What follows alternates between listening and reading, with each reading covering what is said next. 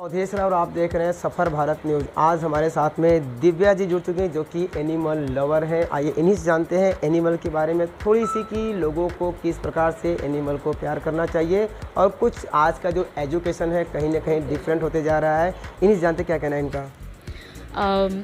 देखिए, एनिमल के बारे में जैसे आपने ऑलरेडी बताया है कि एनिमल्स वो है जो सिर्फ हमको रिटर्न में प्यार देते हैं। आप जितना उनको प्यार दोगे उतना डबल या ट्रिपल दुगनी इसमें वो आपको सिर्फ प्यार देंगे। उनमें आप कभी कोई गुस्सा नहीं देखोगे, कोई बदले की आग जो होती है जो इंसानों में वो नहीं देखते हो।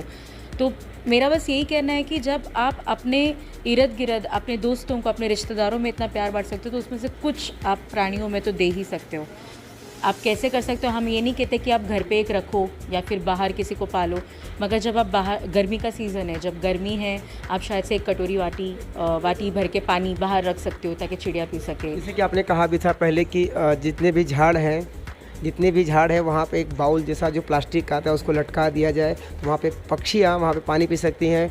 और जो ये डॉग हो गए, चाहे आप पत्थर का यूँ कहें मिट्टी का जो एक बाउल आता है वो रखने की बात कर रहे थे। हाँ जी, तो ये हमने कोविड एक पैंडेमिक सिचुएशन हो गया, जब कोई बाहर आ नहीं जा रहा था, तब हमारे पक्षियों का और प्राणियों का जो रास्ते में क्या हुआ हाल, ये हम में से किसी को पता नहीं है। खुद के ही नहीं पता तो हमारा हाल क्या, तो हम उनका कैसे, तो हाँ जी, जब ये हम रखेंगे, अगर ये सुविधा हम करें तो फिर जो ओनर्स नहीं है और जो रास्ते पे आ रहे तो उनका खाने पीने का ध्यान हो जाएगा। सिमिलरली कोविड के टाइम में बहुत सारे घर के कुत्तों को या फिर बिल्लियों को बाहर छोड़ दिया गया था, ये सोच के कि उनके वजह से कोविड और फैलेगा, कोरोना। वो गलत चीज़ है क्योंकि प्राणियों से हमको डिजीज़ नहीं आती है।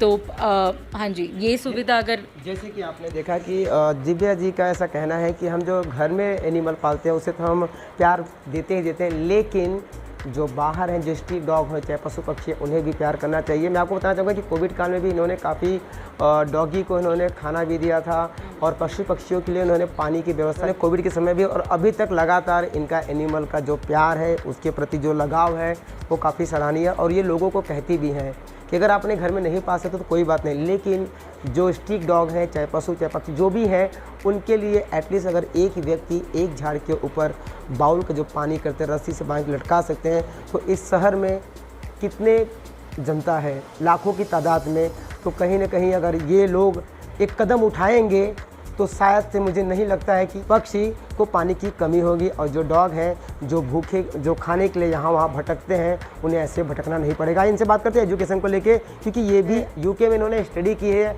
और ये कराटे में ब्लैक बेल्ट भी है।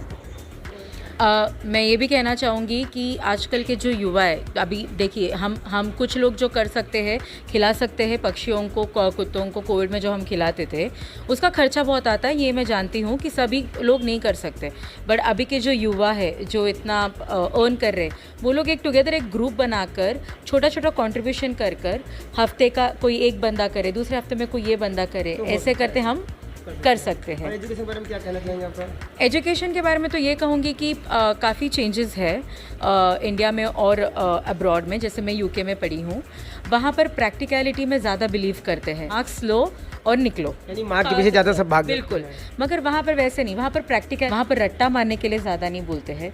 जो पढ़ा है, जो सीखा है, वो तुम असलियत में कैसे इस्तेमाल करोगे, कैसा फ़ायदा करोगे, कैसा सोसाइटी में फ़ायदा होएगा, वो ज़्यादा देखा जाता है और उस हिसाब से आपकी स्कोरिंग हुई जाती है। तो बस यही अपनाना है हमको। एक कराटे में भी एक अचीवमेंट हासिल किया था, क्या था वो?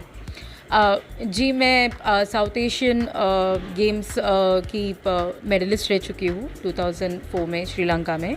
उसके बाद पार्टिसिपेंट रह चुकी हूँ एशियन वर्ल्ड कप और वर्ल्ड कराटे चैम्पियनशिप में, जर्मनी और जापान में। और साउथ एशियन गेम्स करीबन 5 से 6 खेले हुए हैं कराटे में। उसके अलावा थैंक्स टू मॉम डैड की हमने दोनों बहनों ने हमने भरतनाट्यम भी किया हुआ है, मास्टर डांस किया हुआ है, 4 मास्टर डिग्री है हमारे।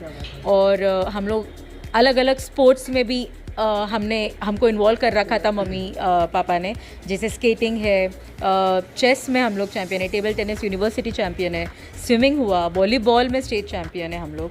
तो हाँ जी, तो ये सारी एक्टिविटीज़ में हम लोग पार्टिसिपेट रहे। जैसे कि आपने देखा कि ये दोनों बहनों ने क्या क्या नहीं किया, चार चार इनके पास डिग्रियां हैं और ये हर एक स्पोर्ट में उन्होंने पार्टिसिपेट करके वहाँ पे एक अपना अस्तित्व जमाया, यानी कि फर्स्ट रैंक।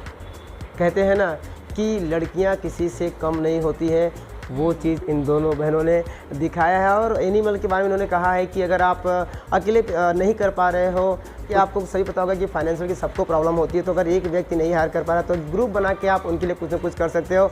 और एजुकेशन के बारे में उन्होंने कहा कि भारत में मार्क के पीछे लोग भागते हैं, टेक्निकल के पीछे बहुत कम लोग भागते हैं, और जो भागते हैं वही सक्सेस होते हैं। इसी प्रकार से विदेशों में भी अगर आप देखेंगे, वहाँ की जो स्टडी होती है ज़्यादा करके टेक्निकल और वहाँ पे प्रैक्टिकल के बारे में ज़्यादा ध्यान देते हैं, इसलिए बच्चे वहाँ के ज़्यादा आगे निकलते हैं और उनको ज़्यादा ग्रोथ होता है और अच्छी अच्छी कंपनियों में लगते हैं। तो इनका ऐसा कहना है कि यहाँ की युवाओं के लिए कि प्लीज़ आप माँ के पीछे तो भाग ही रहे हो, लेकिन टेक्निकल चीज़ों को भी आप समझो, आप प्रैक्टिकल में देखो, माँ के पीछे मत भागो।